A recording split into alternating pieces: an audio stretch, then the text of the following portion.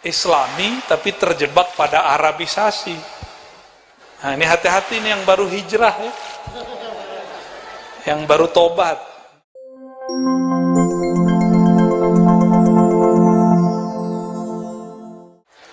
Ukasyah, masih ingat Ukasyah? Ukasyah bukan cerita yang aneh-aneh, cerita yang sahihnya. Tadi yang disebut oleh Habibna Syekh, bahwa beliau mendoakan yang hadir ini masuk surga tanpa hisab dan azab. Rasulullah pada satu malam mengatakan akan ada 70,000 min ummati yadkhuluna al-jannah bighairi hisabin wala azab. Hadis Imam Bukhari dan Muslim. Akan ada di antara umatku masuk surga 70,000 tanpa hisab, tanpa azab. Itu sahabat semuanya diskusi bergadang malam itu, tidak tidur. Mereka diskusi siapakah, ada yang bilang yang sholatnya sepanjang malam, puasanya sepanjang hari, sedekah semua hartanya, semua disebut. Mereka melupakan amal qalbu. Jadi sahabat pun kalau diskusi terjebak pada amal-amal ubudiyah zahir.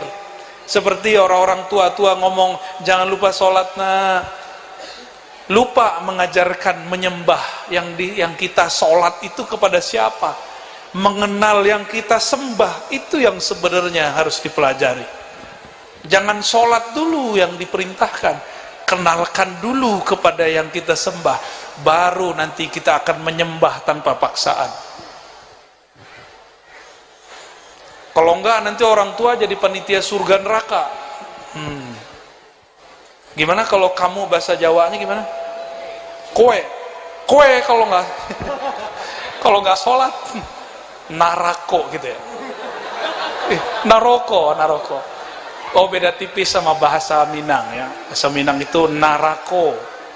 Di sini noroko. Jowo. Itu ternyata bukan bahasa Jawa, itu bahasa Sanskerta.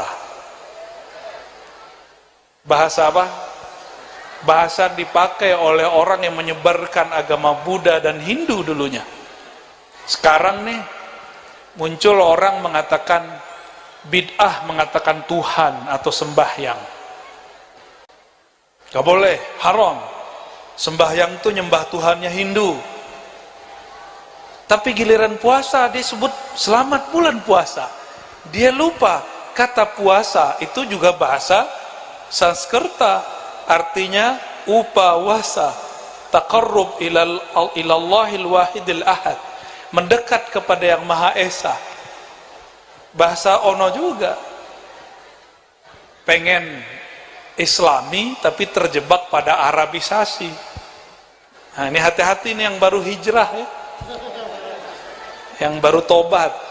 Kalau kita tobat tiap hari, nggak baru. Tiap hari kita punya maksiat, maka tiap hari kita tobat.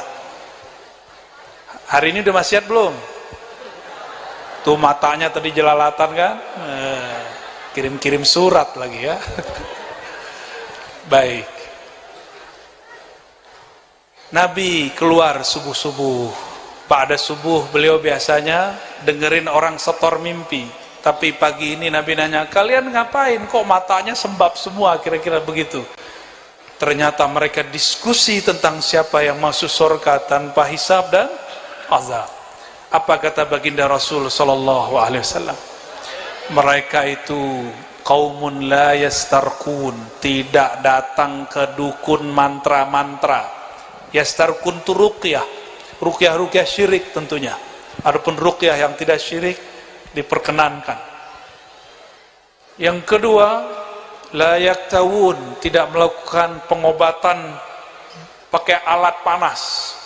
Kita boleh sebut pengobatan ekstrim. Dan yang ketiga, wa ala rabbihim yatawakkalun. Ini yang disebut amal qalbunya. Ini inti dari yang tadi tiga ini intinya nomor tiganya. Terhadap atau kepada Allah mereka bertawakal.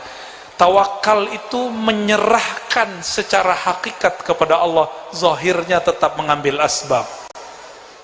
Nabi mengatakan tadawaw ibadallah, berobatlah wahai hamba Allah. Disuruh berobat, tapi kesembuhan dari Allah Subhanahu wa ta'ala. Jadi masuk surga tanpa hisab dan azab itu dengan tawakal. Tapi ada jalur lain, VVIP tadi. Ini pak V-nya 3 kali.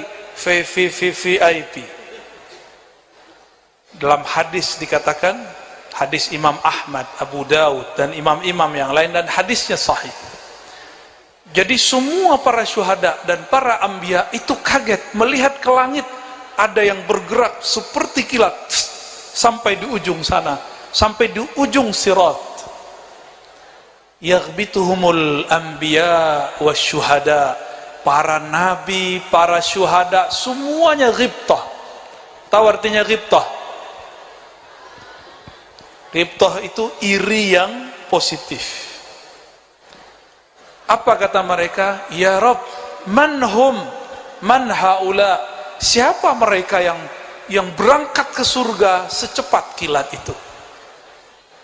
Dijawab oleh satu riwayat di situ, waqila, cuma begitu jawabannya. Apakah Allah yang menjawab atau malaikat? Wallahu alam. Apa kalamnya? Hum al-mutahabbuna bi ruhillah. Mereka ini jomblo-jomblo dengerin.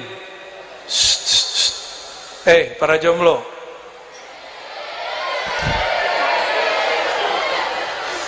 pengen akad nggak? Sabar ya, dengerin nih hadis ini buat kalian nih dan buat kita semua. Orang yang masuk surga lebih cepat dari kelompok yang tadi. Siapakah mereka? Al-mutahabbuna bi ruhillah, kelompok yang saling mencintai dalam ruhullah. Ruhullah itu artinya kasih sayangnya Allah Subhanahu wa ta'ala. Jadi jangan sembarangan ngomong ana uhibbuka fillah. Itu kalau Habib Syekh ngomong begitu, saya ambil mobilnya langsung. Karena mengatakan uhibbuka fillah, milikku, milikmu. Kalau mau halus, lillah, itu masih mending ya. Uhibbuka lillah masih agak ringan. Tapi fillah, nafsi, nafsuk. Makanya orang Arab dulu ketika berkalam, ana man ahwa ana. Ya, nggak usah diterjemah, nanti para jomblo sakit hati ya.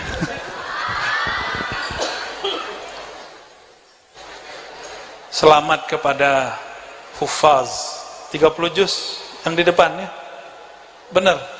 Ini yang putri 35 orang. Aduh, saya pengen muda lagi tuh. Ini berapa orang yang ikhwan? 20 ya. Masya Allah. Kita mengira orang-orang Arab itu lebih banyak hafalnya dari kita. Ternyata enggak. Yang paling banyak hufaznya di dunia itu orang Indonesia.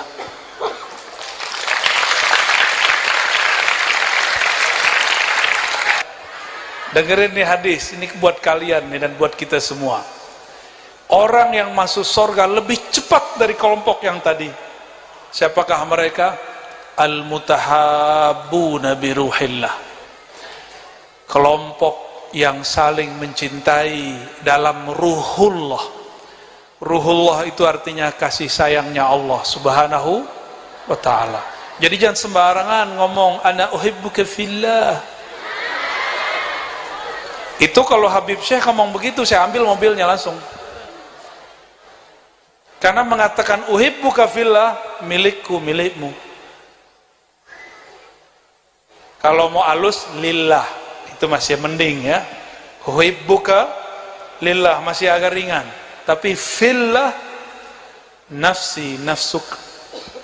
Makanya orang Arab dulu ketika berkalam, ana man ahwa ana. Ya, nggak usah diterjemah, nanti para jomblo sakit hati ya.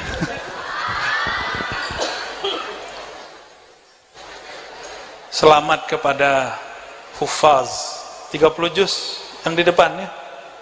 Benar. Ini yang putri 35 orang. Aduh, saya pengen muda lagi tuh. Ini berapa orang yang ikhwan? 20 ya. Masya Allah.